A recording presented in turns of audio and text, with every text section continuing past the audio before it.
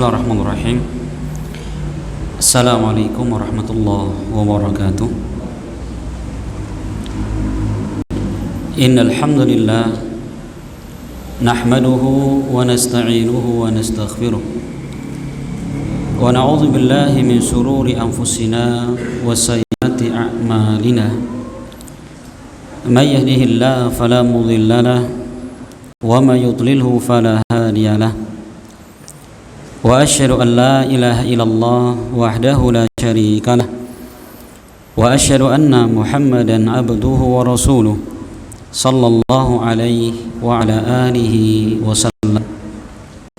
Qala Allah subhanahu wa ta'ala, ya ayyuhalladzina amanu taqullaha haqqa tuqatih wa la tamutunna illa wa antum muslimun.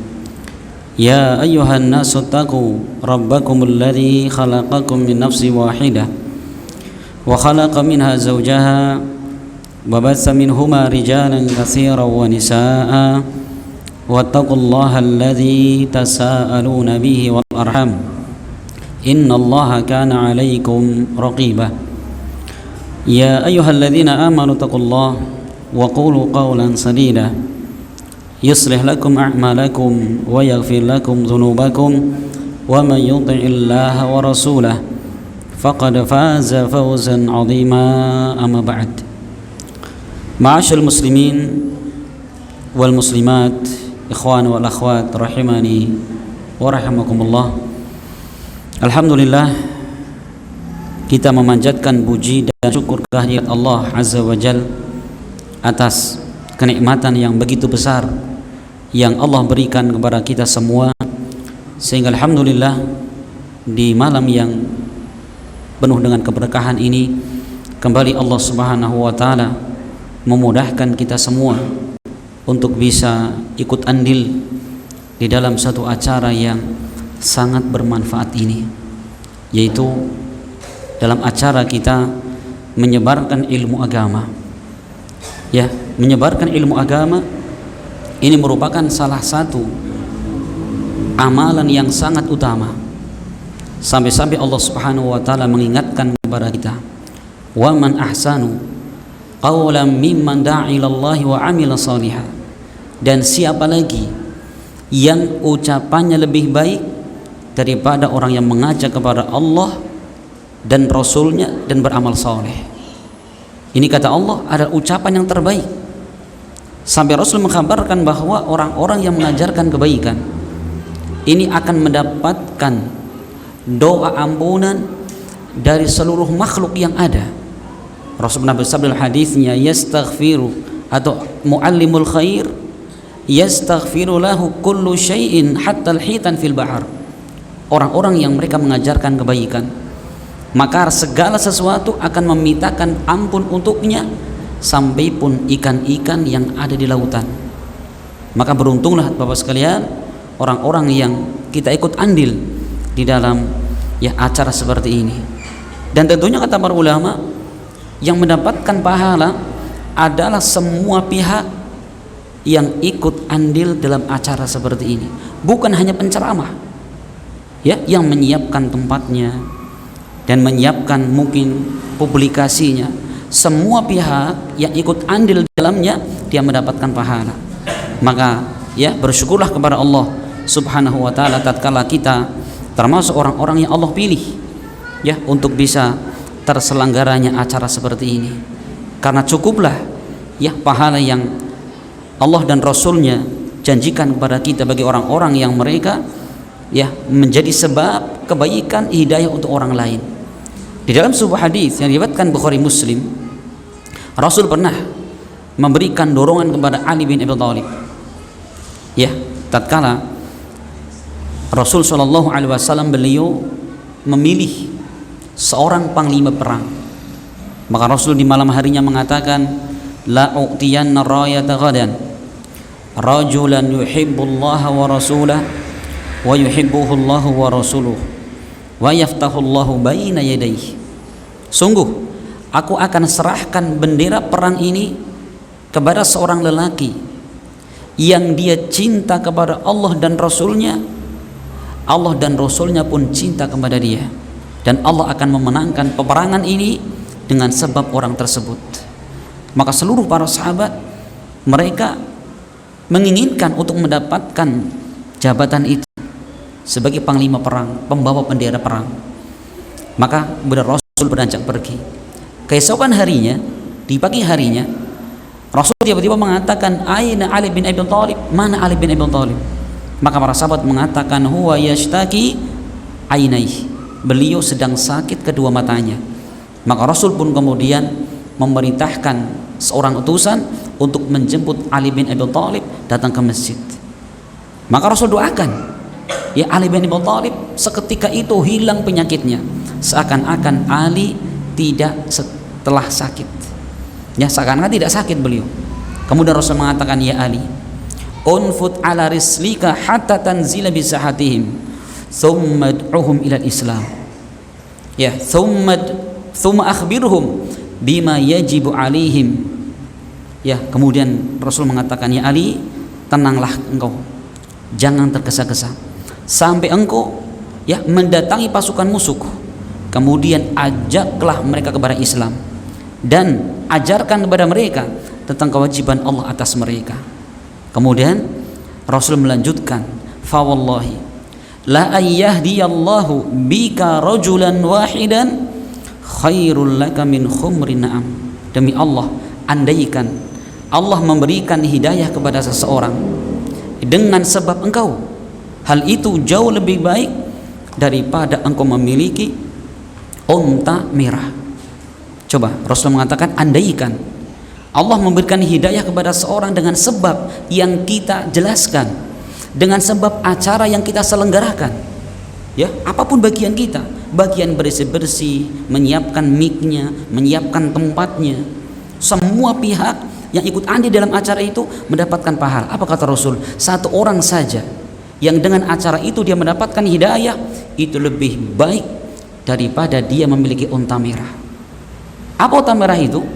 Para ulama menyebutkan unta merah adalah lambang kekayaannya orang Arab. Orang Arab sekaya apapun, sebelum memiliki kendaraan unta merah belum dikatakan kaya. Ya, maka luar biasa teman-teman sekalian, ya orang-orang yang Allah Azza wa Jalla pilih ya sebagai orang yang sibuk ngurusi dakwah, sibuk ngurusi acara terselenggara dakwah, luar biasa. Bergembiralah dan bersyukurlah kepada Allah Subhanahu wa taala, karena ini hakikatnya kebaikan yang luar biasa.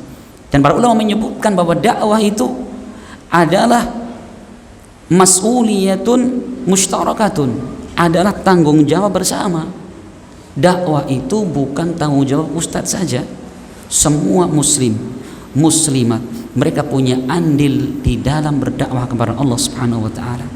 Ya, maka apapun yang kita mampu, baik dengan pikiran, dengan tenaga, atau mungkin dengan kedudukan yang kita miliki, manfaatkanlah untuk kebaikan umat dengan melancarkan dakwah di jalan Allah Subhanahu wa taala. Ya, dan kita jangan pernah malu. Harusnya kita malu ketika kita selalu yang paling di belakang untuk kegiatan baik seperti ini. Hendaklah kita orang terdepan, ya, orang yang terdepan di dalam terlaksana suatu kegiatan kebaikan. Semoga Allah Subhanahu wa taala ya menjadikan kita semua termasuk orang-orang yang peduli dengan dakwah ini, termasuk orang-orang yang senantiasa memperhatikan kebaikan untuk umat manusia.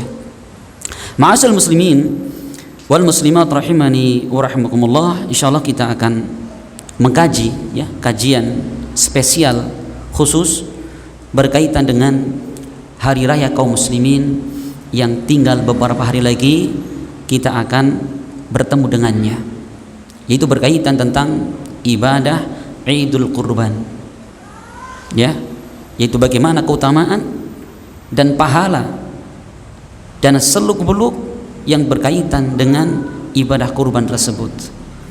Ma'asyiral muslimin wal muslimat rahimani wa rahimakumullah, berbicara tentang ibadah kurban, kita teringat ya suatu sejarah yang luar biasa, yang bagaimana dengan kisah ini, yaitu kisahnya Nabi Ibrahim alaihissalam yang Allah terangkan di dalam surat As-Saffat mulai dari ayat 99. Jadi kalau kita merenungkan dari kisah tersebut luar biasa.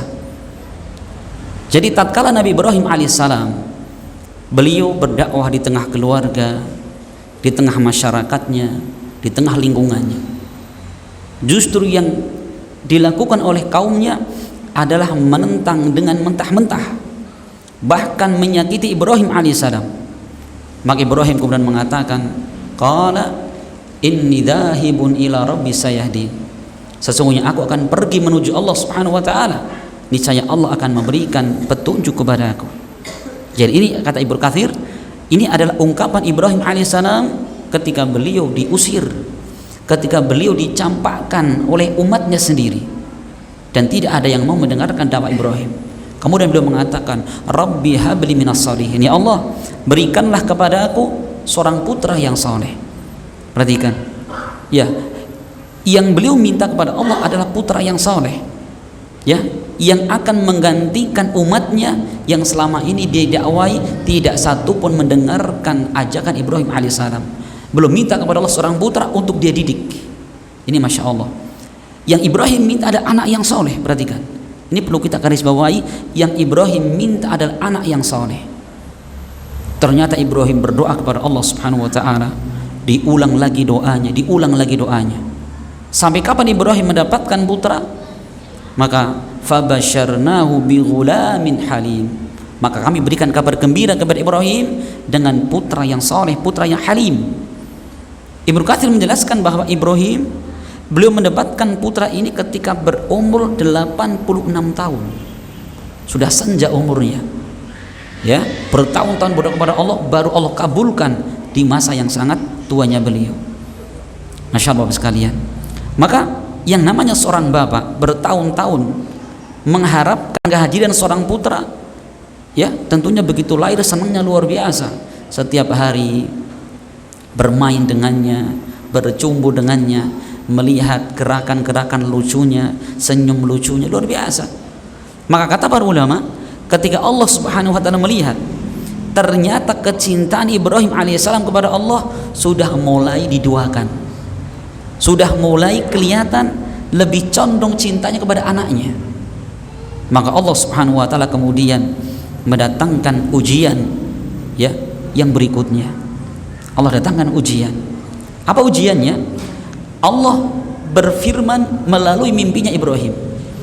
Maka Ibrahim Allah mengatakan, falamma balagha ma'hu sa'ya qala ya bunayya inni ara fil manami anni adzbahuka fanzur madza tara. Ya, maka tatkala Ismail ini sudah balahu ma'hu sa'ya, sudah ada para ulama menafsirkan ada dua.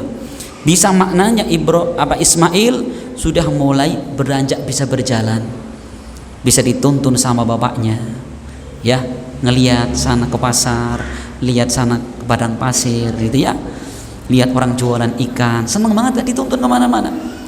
Ada satu yang menafsirkan lagi, ketika Ismail sudah bisa membantu pekerjaan bapaknya, bapaknya belah kayu bisa membantu, ibunya mungkin masak bisa membantu sedikit-sedikit. Ternyata apa? Ya Allah azza wa jalla datangkan ujian. Apa ujiannya? Dalam mimpinya Ibrahim mengatakan, ya bunayya inni ara fil manami anni adzbahuk. Wahai Ismail, aku bermimpi Allah merintahkan kepadaku bahwa aku harus menyembelih engkau. Masyaallah sekalian, anak semata wayang, anak satu-satunya, bertahun-tahun diharapkan kehadirannya, namun harus berpisah dengan si buah hatinya. Bukan sekedar berpisah, bahwa kematian anaknya ini dengan sebab tangan beliau sendiri. Luar biasa, ya, luar biasa ini. Ini kematian anaknya dengan tangan sendiri. Siapa yang kuat? Coba perhatikan apa jawaban Ismail.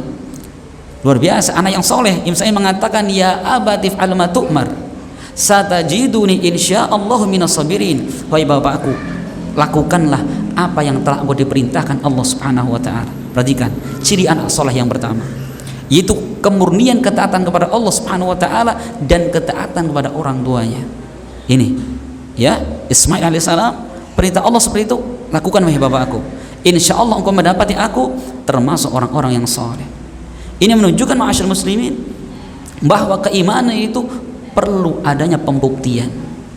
Keimanan perlu ada pembuktian. Maka Allah dalam ayat yang lainnya menyebutkan lan tanalul birra hatta tunfiqu mimma tuhibbun. Kalian tidak akan mencapai suatu kebaikan melainkan dengan kalian menginfakkan sesuatu yang kalian cintai. Perhatikan, ini bukti keimanan. Orang akan mendapatkan kebaikan dalam beragama. Apa cirinya? Dia akan mengeluarkan, menginfakkan sesuatu yang dia cintai. Maka Umar bin Khattab ketika beliau mendengarkan ayat ini dibacakan, maka Umar mengatakan, ya Rasul, ini asabtu ardon bi Khaybar. Ya Rasul, saya memiliki tanah di Khaybar dan saya tidak memiliki harta yang lebih berharga daripada tanah tersebut. Apa yang harus saya lakukan? Maka Rasul mengatakan, kalau engkau mau ya Umar, kamu wakafkan tanahnya, kemudian manfaat untuk kaum muslimin. Sudah, langsung Umar bin Khattab mewakafkan tanahnya. Kenapa? Karena konsekuensinya kamu tidak akan pernah mendapatkan kebaikan hingga kalian menginfakkan sesuatu yang paling kalian cintai. Ibrahim alaihissalam betul-betul melaksanakan. Satu-satunya anak yang bertahun-tahun diharapkan kehadirannya sudah menyenangkan, harus dibunuh. Plus anaknya pun Masya Allah nurut atas apa? Perintah Allah dan orang tuanya. Maka kemudian Nabi Ibrahim alaihissalam pun segera melakukan perjalanan untuk mengeksekusi Ismail alaihissalam. Maka para ulama meriwayatkan ketika perjalanan Ibrahim bersama Ismail menuju tempat penyembelihan Ismail, syaitan ini yang pertama kali adalah mendatangi Hajar, ya istrinya Ibrahim alaihissalam. Ya Hajar, aina yadhabu Ibrahim? Ibrahim mau kemana? Hajar mengatakan, pergi karena ada suatu urusan. Kata setan mengatakan, Jar, bukan itu. Ibrahim pergi bukan ada urusan, tapi Ibrahim pergi mau menyembelih anakmu. Kata Hajar, emang kenapa? Anak sendiri disembelih. Kata iblis, li'annahu yaldunu anna rabbahu amarahu. Karena Ibrahim menyangka Allah memerintahkan kepadanya. Apa jawaban Hajar? Hajar mengatakan, kalau itu perintah Allah Subhanahu wa taala, maka sangat pantas suamiku untuk menjalankan. Kalah setan. Ini perhatikan, setan pun pinter nih. Pertama kali yang didatangi adalah istrinya. Kenapa? Wanita itu adalah sosok makhluk yang kurang akal dan agamanya. Kuda dulu. Sekarang kita mau kurban. Bu, mau kurban, Bu. Gimana ya? Itu kayaknya perasnya harus cat baru. Ini kayaknya anak HP-nya sudah mulai pada kegores-gores. Wanita ini, Pak, apa tahun depan aja kurbannya ya? Kenapa ini lipstiknya udah mau habis? Coba wanita ini kalau sudah mereka berbicara luar biasa. Tapi terkadang laki-laki kalah dengan wanita.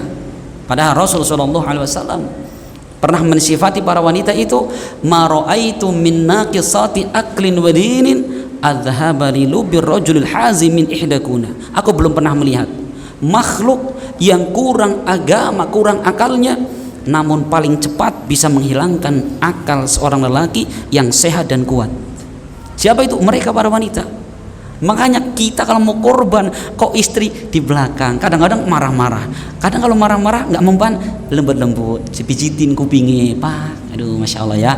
Ini kok kayaknya si anak belum bayar sekolah. Kayaknya kok, kayaknya ini sebentar lagi mau semacam-macam. Akhirnya apa? Intinya jangan korban. Kita hati-hati nih. Jangan-jangan istri kita, wajah istri kita, tapi apa? Iblis di depan mereka. Gitu. Ketika Ibrahim mau mengorbankan anaknya, siapa yang bisiki? Setan, Bapak sekalian. Sekarang yang bisiki istri kita sendiri. Hati-hati. Jangan-jangan istri kita adalah setan-setan yang berbaju manusia gitu. Hati-hati ini ya. Makanya bismillah, kalau kita sudah punya keinginan kuat, bismillah. Mau istri nangis, syukur istri, alhamdulillah. Harusnya gini Bapak sekalian, suami punya keinginan korban, Bu, pengen korban, tapi duitnya baru 1 juta. Emang berapa korban? Ya minimal 3 juta. Ya kalau kambing sudah 500. Patungan yuk. Ibu 1 juta, bapak 500. Bagus. Gitu. Kalau misalkan apa? Bapak punya duit berapa? Cuma 200.000. Ya sudah, aku lepaskan kalung cincin gelangku. Gitu ya. Itu kalau andai kan punya istri seperti itu, masya Allah itu. Kita antum didik istrinya. Kenapa suami itu banyak kebutuhan, istri tidak banyak kebutuhan? Mau belanja disiapkan suami, beli baju suami siapkan uangnya. Masya Allah ya. Nah ini harus dilatih. Maka berjalan Bapak sekalian. Akhirnya iblis mendatangi Ismail. Sama, kemana Mau ada perlu bapak saya? Bukan bapakmu mau menyembelih kamu. Emang kenapa kok bapak menyembelih anak sendiri? Karena bapakmu menyangka Allah memerintahkannya. Apa jawaban Ismail? Sama, kalau itu perintah Allah pantas bapakku melakukannya. Kalah setan ini. Akhirnya apa? Sampailah Ibrahim dengan Ismail di tempat yang dituju untuk menyembelih Ismail. Maka Allah sebutkan falamma watallahu lil jabin, maka tatkala kedua belah pihak Ibrahim dan Ismail sudah menyerahkan diri kepada Allah. Artinya apa? Ibrahim sudah menelungkupkan Ismail. Jadi rencana penyembelihan Ismail itu dalam keadaan tertelungkup, wajahnya di bawah. Kenapa Bapak sekalian? Untuk mengurangi kesedihan Ibrahim. Jadi rencana ini anaknya mukanya di sini, taruh di bawah. Nyembelihnya kayak gini rencana. Kenapa? Ibrahim alaihissalam manusia.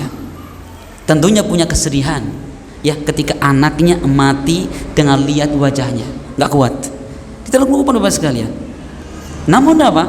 Ternyata Ismail, beliau berpesan kepada bapaknya 2 pesan.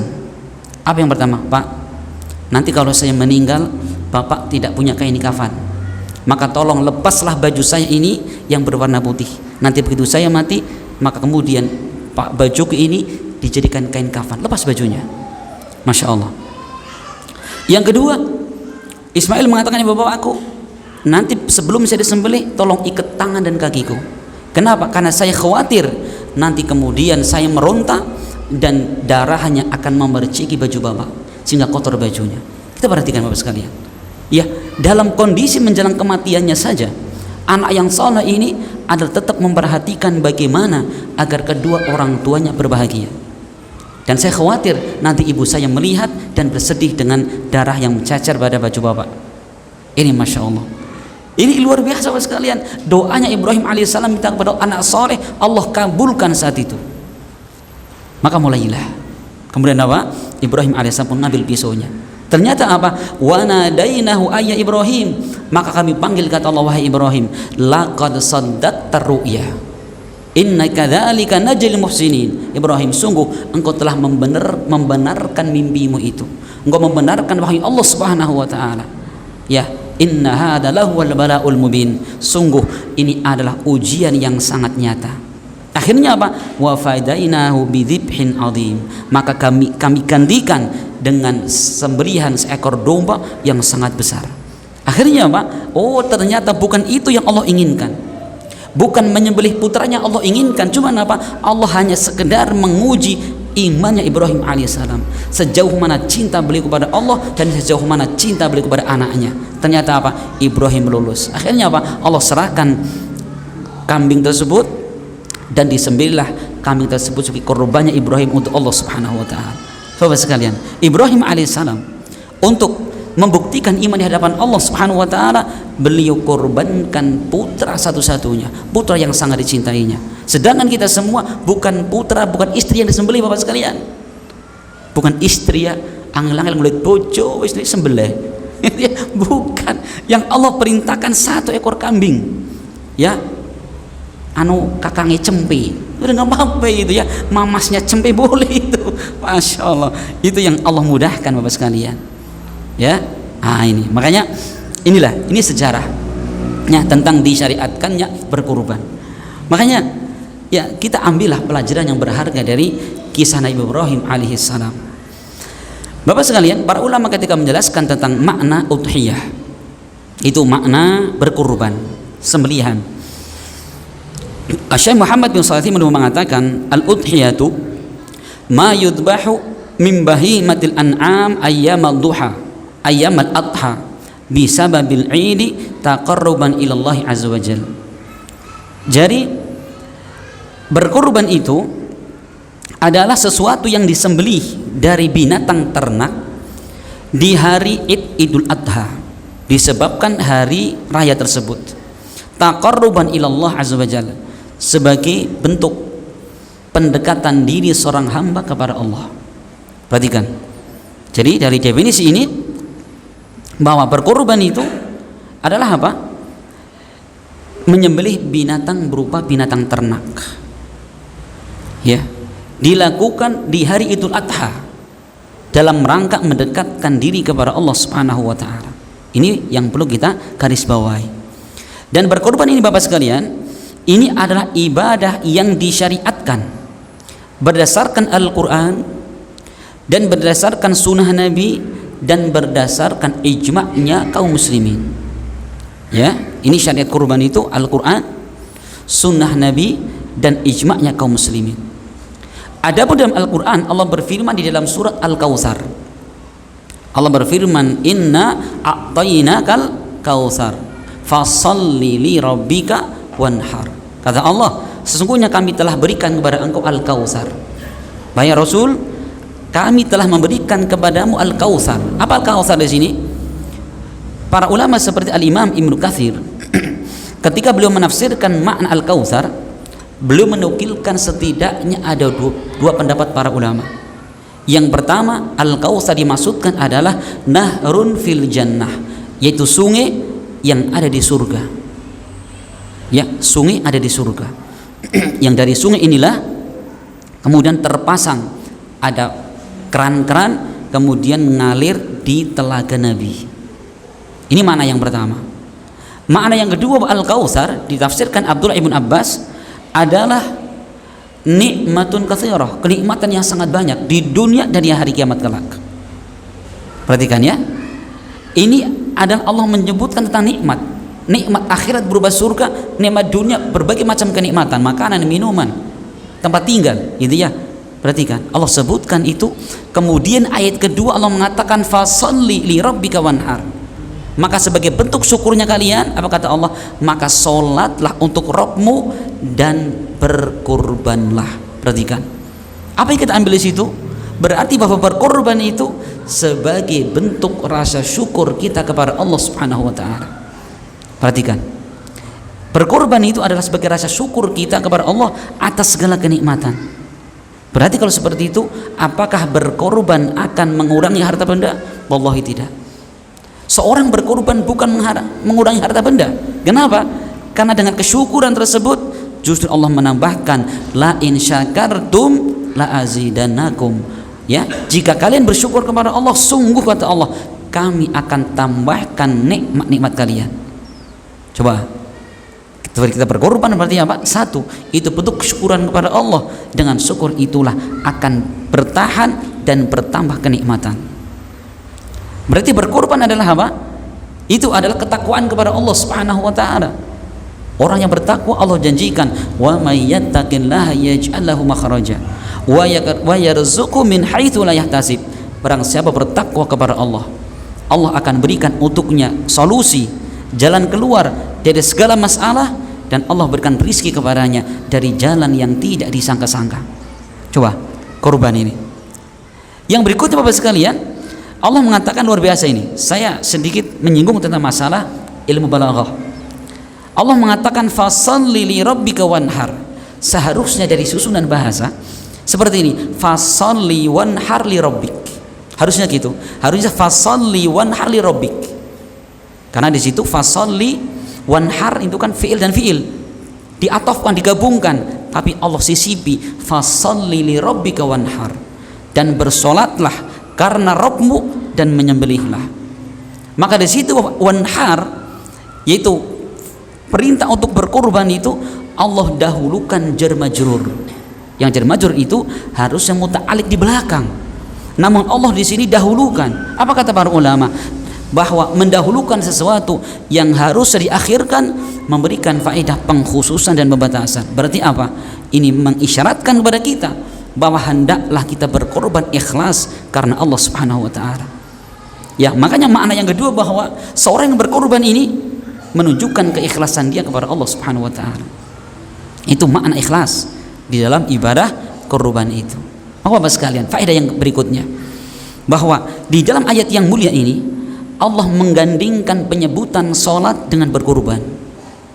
Allah gandingkan penyebutan salat dengan berkorban. Ya, salat adalah ibadah yang paling utama. Bahkan itu adalah ibadah yang pertama kali akan Allah hisab pada hari kiamat. Awwalu ma yuhasabu bihil abdu yaumal qiyamati as-shalah. Amalan yang pertama kali akan dihisab di hari kiamat adalah salatnya.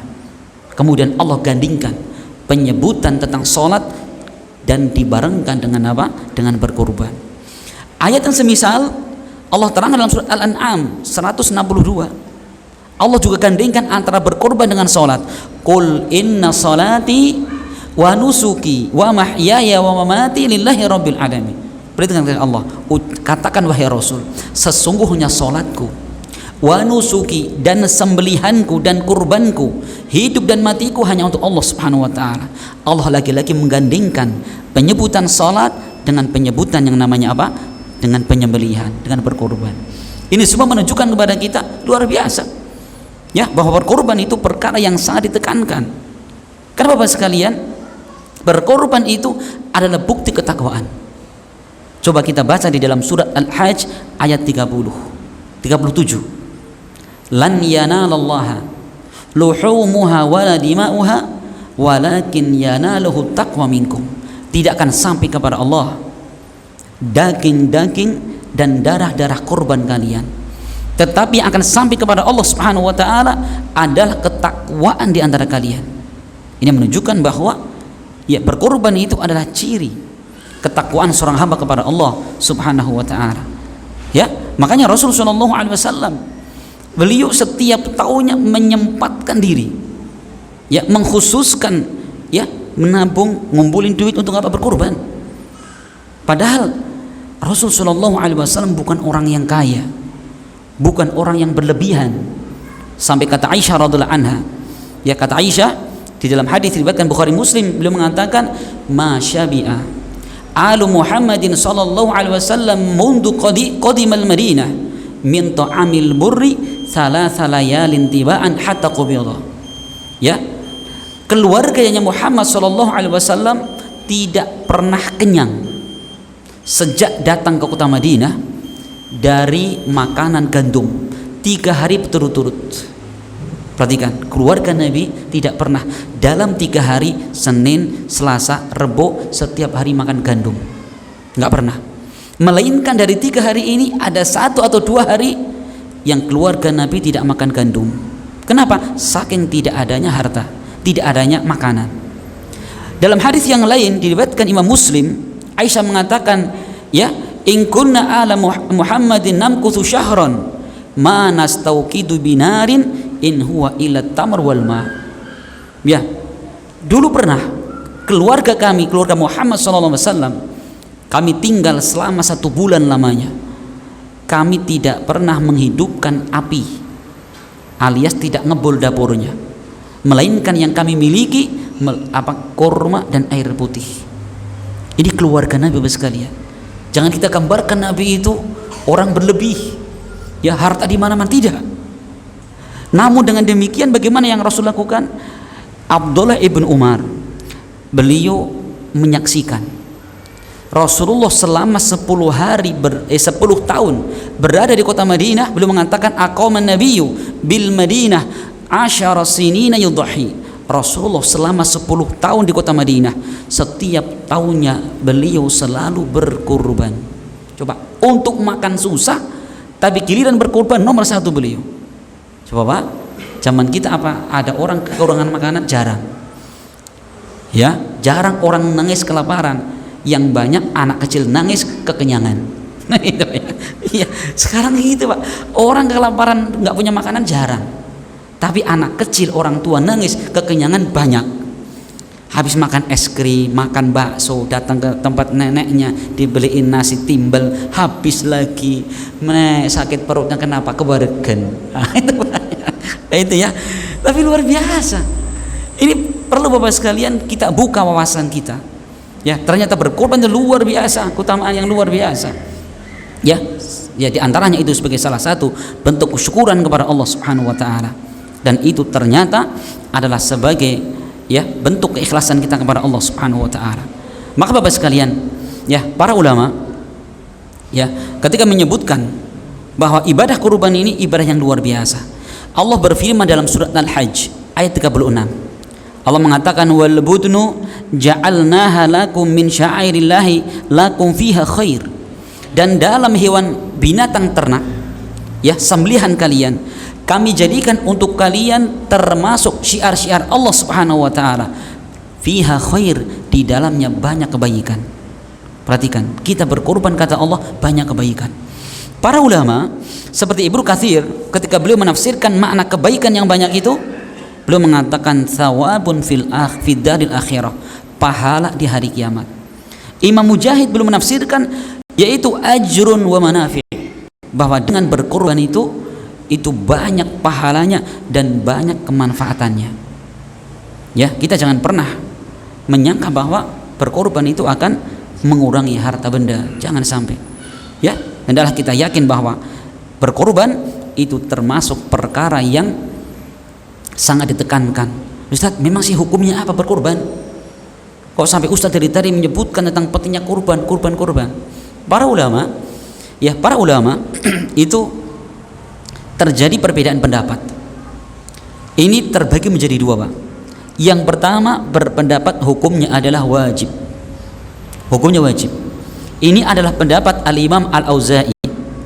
Kemudian pendapat Al-Laits Ibn Sa'ad, dan juga pendapatnya Al-Imam Abu Hanifah, dan juga salah satu riwayat dari Al-Imam Ahmad rahimahullah.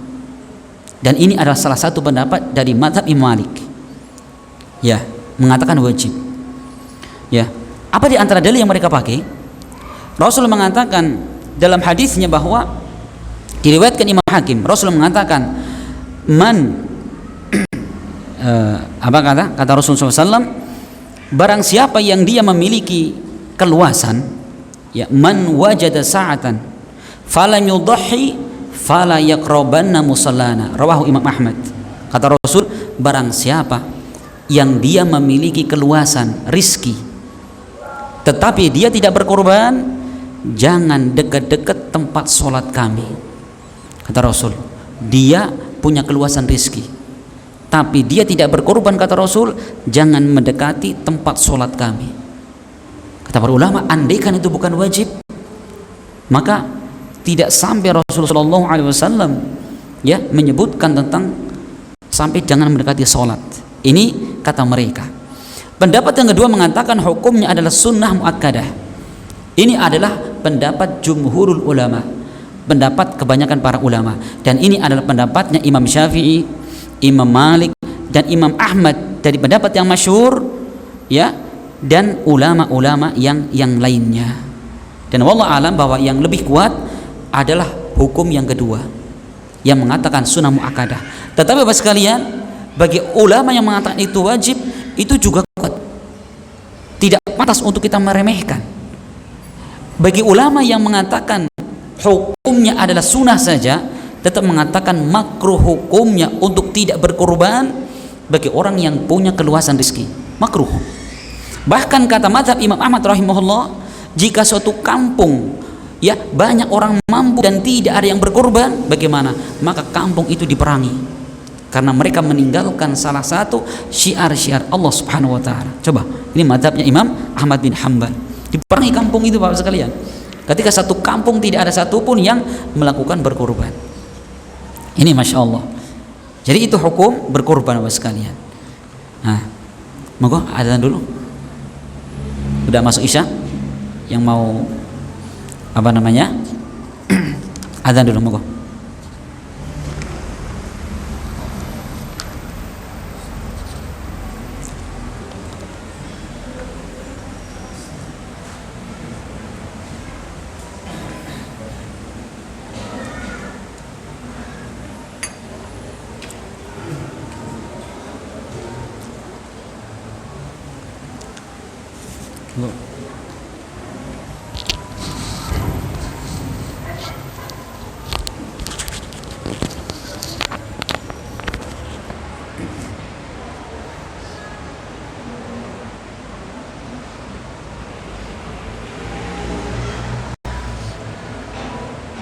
Allahu Akbar, Allahu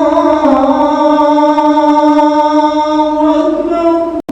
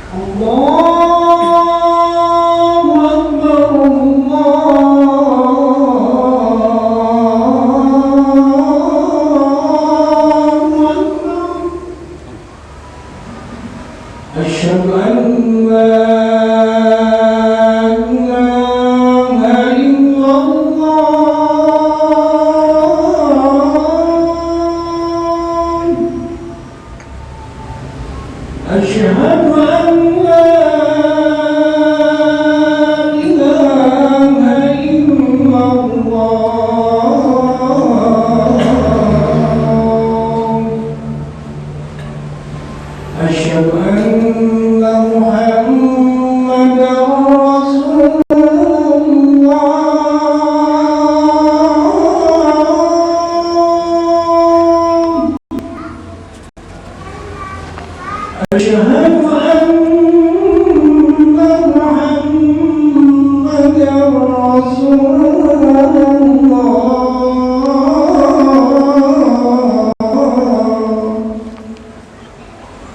حي على الصلاة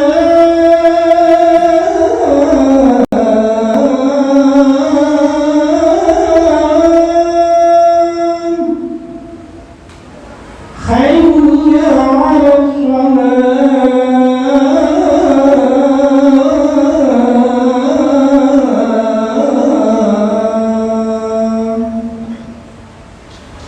حي على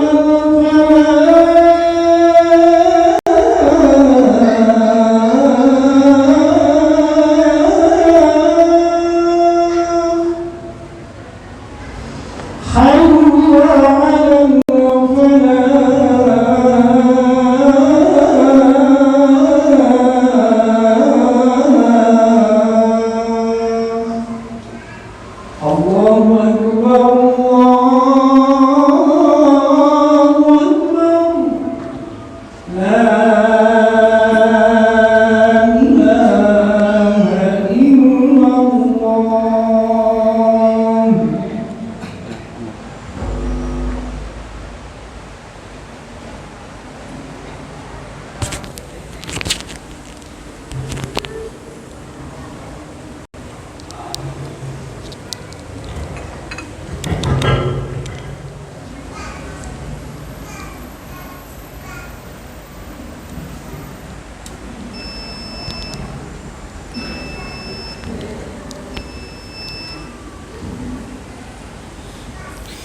Bismillah, alhamdulillah, wassalatu wassalamu ala. Kita melanjutkan ya. Jadi sudah kita jelaskan tadi bahwa hukum tentang berkurban. Kemudian yang berikutnya, hewan apa yang disyariatkan untuk berkurban? Hewan apa? Maka hal ini diterangkan Allah di dalam surat Al-Hajj ayat ke-34. Allah mengatakan, "Walikulli ummatin ja'alna mansakan liyadhkuru smallah ala ma razaqahum min bahimatil an'am fa ilahukum ilahu wahid falahu aslim." Kata Allah, dan bagi setiap umat kami jadikan untuknya mansakan, syariat untuk berkurban. Liyadhkuru smallah, untuk mengingat nama-nama Allah Azza wa Jalla atas rizki yang telah Allah berikan kepada mereka berupa binatang ternak. Perhatikan, ayat yang mulia ini menjelaskan bahwa syariat berkurban itu juga disyariatkan kepada umat-umat terdahulu. Ya, tidaklah satu syariat ini berlaku untuk umat-umat yang lain dan juga umat Islam ini, melainkan karena kemaslahatan yang luar biasa. Yang pertama. Dan yang kedua, bahwa yang dimaksudkan dengan bahimatul an'am itu ada 3: unta, sapi, dan kambing. Kambing bisa domba, bisa kambing ya. Dan termasuk di dalamnya kata para ulama, bagaimana dengan kerbau? Kerbau itu adalah sejenis dengan sapi, maka boleh. Ini 3. Berarti Ustaz, bagaimana kalau ada orang berkurban bukan sapi, unta atau kambing, tapi apa? Marmut. Walaupun lebih mahal, misalkan korban satu kambing cuma 2 juta, dia punya marmut 1000 ekor, bawa ke masjid, Pak, saya mau kurban apa ini 1000 ekor marmut. Kalau 20 ribuan berarti 20 juta. Boleh atau tidak?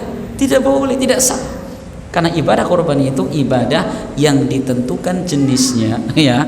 Jadi bukan nilainya, tapi jenisnya itu. Masya Allah. Kemudian Bapak sekalian, yang berikutnya adalah tentang kapan korban itu dilakukan. Kapan korban dilakukan? Maka Rasul SAW menjelaskan dalam hadis diriwayatkan Imam Bukhari dan Imam Muslim. Rasul mengatakan, "Man dabaha qabla salati fa innama huwa lahmun qaddamahu li ahli wa laysa minan nusuki fi syai'in." Barang siapa menyembelih kurban sebelum dilaksanakan sholat Idul Adha, ya, perhatikan, maka itu adalah daging yang dia berikan kepada keluarganya, dan tidak ada sedikit pun dari nilai berkurban. Berarti apa? Tidak sah. Nah, tidak sah. Belum sholat id sudah motong dulu lah, biar cepat-cepat untuk sarapan. Gak boleh itu ya. Sholat id selesai baru. Dan sekarang bagaimana dengan orang yang tidak sholat? Musafir misalkan, dia perjalanan gak bisa sholat, terus bagaimana? Maka diukur, ini kira-kira misalkan jam 8, setengah 9 sudah selesai sholat, baru boleh dia melakukan apa? Melakukan kurban. Tapi kalau belum dilaksanakan sholat tidak sah. Nah, gitu ya. Kemudian yang berikutnya, kapan akhirnya? Maka akhirnya adalah sebelum maghrib di hari tasyrik yang terakhir. Ya, jadi berkurban itu tanggal 10 Dzulhijjah. Itu Yaumun Nahar namanya. Kemudian tanggal 11, 12, 13 itu namanya Ayyamut Tasyrik. Boleh melakukan menyembelih sebelum maghrib tanggal 13, boleh. Berarti kalau kita hitung, berarti ada 4 hari 3 malam. Ya, malamnya boleh Ustaz? Boleh. Ya, menyembelih ibadah kurban boleh dilakukan waktu malam. Ini yang berikutnya, Bapak sekalian, apa kriteria hewan kurban yang sah? Maka intinya bahwa hewan kurban yang sah untuk dijadikan sesembelihan adalah hewan kurban yang tidak memiliki cacat. Cacatnya kata Rasul yang jelas, seperti ya dia lumpuh total, nggak boleh. Wong bapak ke masjid aja dipikul, digendong misalkan, nggak boleh untuk korban. Atau dia misalkan butanya total, nggak boleh. Atau matanya keluar. Atau misalkan pas jalan ini satu kambing selalu di belakang terus, yang teman-temannya sudah sampai lapangan pada herang, dia masih di Kedung Wuluh, nggak boleh untuk korban. Itu ya. Tapi kalau misalkan sakitnya tidak kentara sekali, maka tidak mengapa. Maka Masya Allah, kita berkorban ini ada untuk Allah Subhanahu Wa Taala. Hendaklah kita pilih hewan yang terbaiknya. Ya, kita pilih hewan yang terbaiknya. Maka Rasul Shallallahu Alaihi Wasallam ketika beliau kurban, beliau membeli 2 ekor kambing yang gemuk-gemuk dan amlahain, yaitu warnanya bagus. Jadi putih, ada bintik-bintik hitamnya. Itu yang paling senang dipandang, itu yang paling afdol. Gitu ya. Makanya kalau ada tanduk lebih mahal lagi, lebih afdol lagi. Walaupun gak ada tanduk tidak apa-apa. Apakah binatang kurban harus bejantan? Jawabannya tidak. Ya, tidak ada kriteria harus bejantan. Betina pun boleh. Gitu ya. Betina pun boleh. Ya, kemudian Bapak sekalian, yang berikutnya bahwa yang namanya kurban kambing itu untuk 1 orang. Ya, untuk 1 orang. Adapun dalilnya adalah Rasulullah SAW belum menyembelih 1 kambing untuk dirinya dan untuk keluarga beliau. Ini perhatikan. Jadi kalau kita berkorban 1 ekor kambing boleh 1, dan kita niatkan untuk keluarga kita. Baik keluarga yang masih hidup maupun sudah mati, boleh di situ. Ya, Rasulullah mengatakan, ya hada min Muhammadin wa an ali Muhammadin. Ini korban dari Muhammad dan keluarga Muhammad. Boleh kita berkorban 1 kambing untuk diri kita dan seluruh keluarga kita, anak, istri, mungkin orang tua kita yang masih hidup sudah meninggal, boleh kita niatkan, dan mereka mendapatkan pahala. Gitu ya. Dan kita mendapatkan pahala. Kemudian yang berikutnya Bapak sekalian, bahwa di dalam kita musyarakah, kita kumpulan dalam berkorban itu untuk kambing untuk 1 orang. Tapi untuk sapi atau unta boleh dibagi untuk 7 orang, maksimal 7 orang. Ya, sebagaimana Rasul mengatakan bahwa kata Jabir beliau mengatakan, naharna ma'a Rasulillah amal Hudaybiyah al-badanah an sab'atin wal baqarah an sab'atin. Kami pernah menyembelih binatang bersama Nabi di tahun Hudaybiyah, maka 1 ekor unta untuk 7 orang dan 1 ekor sapi untuk 7 orang. Itu maksimal. Dan sekarang Ustaz boleh nggak? Misalkan saya korban sapi 1/7, apakah saya boleh 1/7 ini saya niatkan untuk diri saya, keluarga saya, anak, istri? Jawabannya boleh. Ya, 1 bagian itu kita bisa niatkan untuk diri kita dan seluruh keluarga kita. ya, dan semua mereka mendapatkan pahala. Ya, wallahu a'lam bishawab. Bapak sekalian, ya, karena waktu sudah Isya dan sudah ya nambah sedikit, ya, maka kita cukupkan sampai di sini. Sebenarnya masih banyak ya perkara yang perlu kita jelaskan tentang masalah udhiyah ini, penyembelihan kurban ini. Sebelum saya tutup, barangkali ada disampaikan, ada ditanyakan, maka dipersilahkan. Monggo, Pak.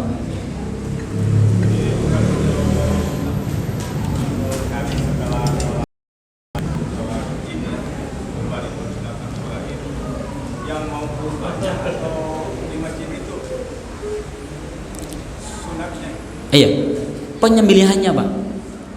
Jadi menyembelih korban itu setelah selesai sholat id, baik dia melakukan sendiri ataupun orang lain. Kenapa? Karena Rasulullah SAW suatu ketika beliau selesai sholat, tiba-tiba beliau melihat di sana ada kambing sudah terkapar, sudah dipotong. Maka Rasul mengatakan, man dhabaha qabla salati falyadbah syatan makanahu. Ya, barang siapa yang menyembelih sebelum sholat, hendaklah dia menggantikan sembelihannya dengan satu kambing lagi. Tidak sah, Pak.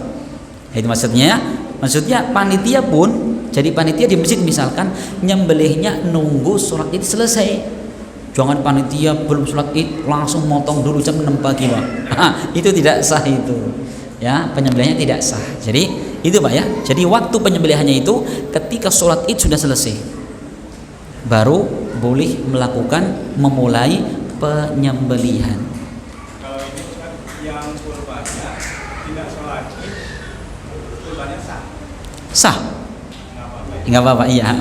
Ya seperti tadi saya gambarkan, misalkan orang lagi safar, nggak sempat sholat id, lagi perjalanan misalkan, boleh nggak dia nyembelih? Boleh. Yang nyembelihkan orang lain, dan waktunya itu sama, nunggu masyarakat selesai melakukan sholat id. Monggo yang lain. Monggo, Mas.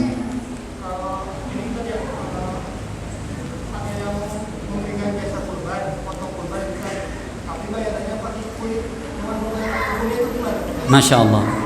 Iya. Bagaimana hukum mengupah tukang jagal dengan mau kulit, mau kepala, mau apapun?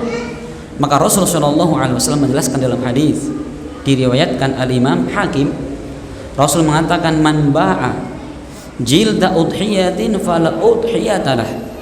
Barang siapa yang menjual ya kulit dari binatang kurban, maka tidak dianggap dia berkurban, tidak sah kurbannya. Ya, termasuk di dalamnya adalah apa? Untuk bayar apa? Bayar tukang jagal. Sudah kita jelaskan dalam makna ijarah kan, nyewa, bayar. Orang suruh kerja di situ dibayar, nggak boleh gitu. Kalau misalkan panitia mau bayar tukang jagal boleh, tapi apa? Ambil dari duit yang lain, jangan ambil dari binatang kurban. Bisa gini, Pak, panitia misalkan sekarang untuk kurban sapi misalkan 3 juta plus 100.000 untuk apa? Biaya jagal. Gitu saja sekalian, terbuka saja. Jangan kemudian ambilkan kepala atau kaki atau kulit untuk bayar si pekerja tadi. Maka Rasul mengatakan la udhiyatalah, tidak dianggap dia berkurban, tidak sah, haram hukumnya. Gitu ya, hati-hati.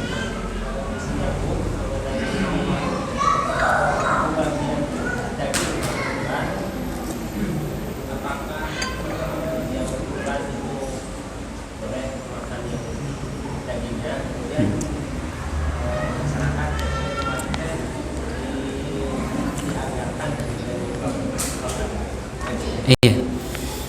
Tentang orang yang berkurban dia makan daging kurbannya, cobanya boleh.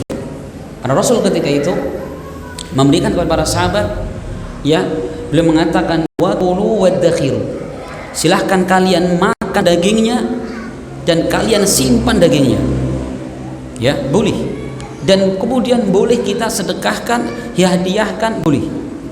Gitu ya. Jadi ini sebagian masyarakat, oh kalau kurban nggak boleh makan dagingnya, kalau makan daging beli lagi. Keliru. Rasul mengatakan wa qulu wadakhiru, silahkan makan. Berapa persennya? Tidak ada nas khusus yang menjelaskan berapa persennya. Tapi sebagian para ulama ini mengatakan ya sepertiganya untuk sendiri, sepertiga untuk hadiah, sepertiga lagi untuk diberikan kepada orang yang membutuhkan. Tapi kalau andaikan kita lebih daripada itu, wallahu alam tidak mengapa. Kita ngambil lebih dari sepertiga. Kenapa? Tidak ada nas khusus, nas yang jelas menjelaskan pembatasan berapa persennya. Gitu ya. Ini harus diluruskan ini masyarakat. Kadang berkorban nggak boleh makan. Moga Pak. Salam.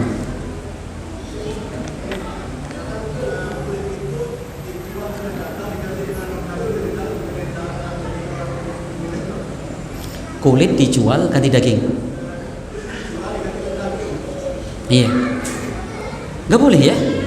Pokoknya yang namanya pekorban itu, misalkan saya korban seekor kambing, saya sudah satu penuh tubuh binatang korban ini saya serahkan kepada Allah Subhanahu wa taala. Maka tidak boleh dia jual apapun, mau dagingnya, mau bulunya, mau giginya, nggak boleh. Kalau namanya jual, dihadiahkan boleh, disedekahkan boleh. Dijual boleh Ustaz, tapi kan untuk untuk membeli daging nggak boleh. Ya, ditukar ganti daging. Lah itu penukaran, itu ada jual beli. Jual beli adalah penukaran, nggak boleh. Terus bagaimana solusinya? Gini Bapak sekalian, kita jangan pusing, jangan bingung. Misalkan kita panitia, itu kan amanah daripada pekorban. Pak, saya tolong ini potongkan saya. Tolong saya sudah, nggak lebih daripada itu. Maka tidak boleh panitia menjualkan atau ditukar dengan daging, nggak boleh. Ya, penukaran dengan daging itu namanya jual beli, tidak boleh. Masuk dalam larangan tadi. Ya, tidak boleh. Bagaimana solusinya? Kalau misalkan panitia ribet, susah ngurusi kulit, Masya Allah, kita bisa mencari fakir miskin. Pak, besok datang ya ke masjid, kami kesusahan ngurusi kulit sapi, nanti saya sedekahkan kepada jenengan, silakan. Nah kalau sudah disedekahkan, mau dia makan boleh, mau dibikin jaket boleh, mau dijual boleh, terserah dia. Yang jual fakir miskin. Atau misalkan kemudian si fakir miskin bingung jualnya kemana, ya sudah, sini saya panitia mewakili fakir miskin, ini kulit-kulit yang ada saya kumpulkan, saya jualkan, boleh itu. Ya, saya mewakili orang-orang miskin ini. Jadi ini punya bapak ibu sekalian, kulitnya ya saya jualkan, saya mewakili jenengan, dapat duit ini bagi-bagi duitnya, boleh seperti itu. Yang penting jangan kemudian menjual dia sebagai dia sebagai panitia, karena panitia itu kedudukannya seperti pemiliknya, wakil itu seperti pemiliknya, ya. Iya, jangan sampai kita bermudah-mudah, jangan dijual. Wallah, mau yang lain. Ini tinggal berapa hari lagi biar panitia plong semua ini ya. Banyak masalah. Iya. Apa kemudian orang berkorban itu harus membawa beras? Tidak ada kewajiban. Ya, harus membawa bumbu, enggak ada kewajiban. Sudah dia datang ke situ kemudian ngasih korban kambing, sapi, monggo sudah. Enggak ada kewajiban ya. Kalau dia mau ngasih ya monggo, kalau enggak ngasih jangan dicibir.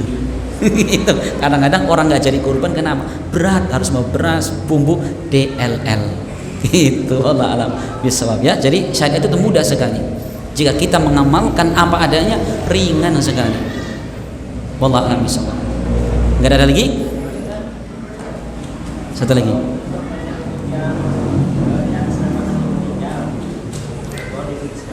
Korban untuk mengatasnamakan yang meninggal. Gini Bapak sekalian, para ulama menyebutkan ada 3 macam. Jika dia berkorban untuk dirinya dan juga meniatkan untuk keluarga yang sudah meninggal, boleh. Karena Rasul tadi mengatakan, ya, ketika beliau berkorban, beliau mengatakan apa? Saya berkorban ini untukku wa an ali Muhammad, dan untuk keluarga Muhammad. Keluarga Muhammad mungkin sudah mati, sudah meninggal, boleh. Ya, sekarang yang kedua bagaimana? Kalau dia berkorban khusus untuk orang mati, ya, maka para ulama kalau dari mazhab Hanabilah, Imam Ahmad rahimahullah, ini termasuk kebaikan. Tapi ulama-ulama yang lain mengatakan tidak boleh, karena syariat berkorban itu orang masih hidup. Ya, perhatikan, tidak boleh kalau dia berkorban khusus untuk orang sudah mati. Apalagi yang lebih parah lagi, yang mati dikorbanin, yang hidup nggak korban. Itu lebih parah kuadrat, gitu ya. Iya, jadi kalau seperti itu bagaimana? Ya sudah, kita kalau pengen ngirim pahala untuk orang tua, untuk kerabat sudah meninggal, kita korban dan kita niatkan untuk diri kita dan keluarga kita. Secara otomatis orang tua kita, ibu kita mendapatkan pahala. Wallahu a'lam bishawab.